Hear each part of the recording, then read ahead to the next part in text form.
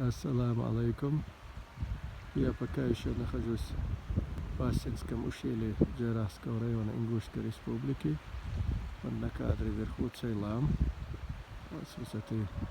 Там высота около 3 выше. У подножия было до 100. Я оттуда спустился в район поселения Эгика.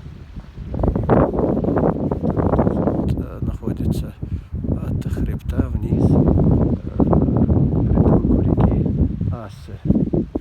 Я хочу вам показать другое.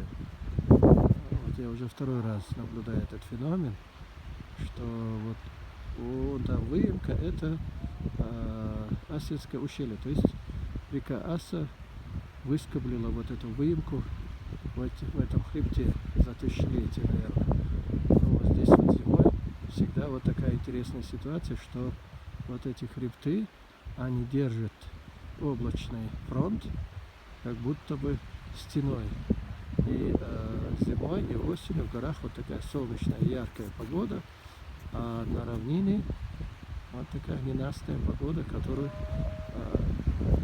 как бы на замке держит два хребта. Слева у нас Цейлам, а справа Гулойлам, Хулойлам, еще его называют.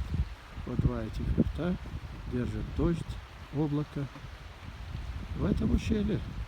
Так что, если кто-то думает, что на равнине дождь, снег и то же самое в горах, то он глубоко ошибается. Здесь в это время можно даже загореть. Вот такая вот великолепная история с этим ущельем Асинским.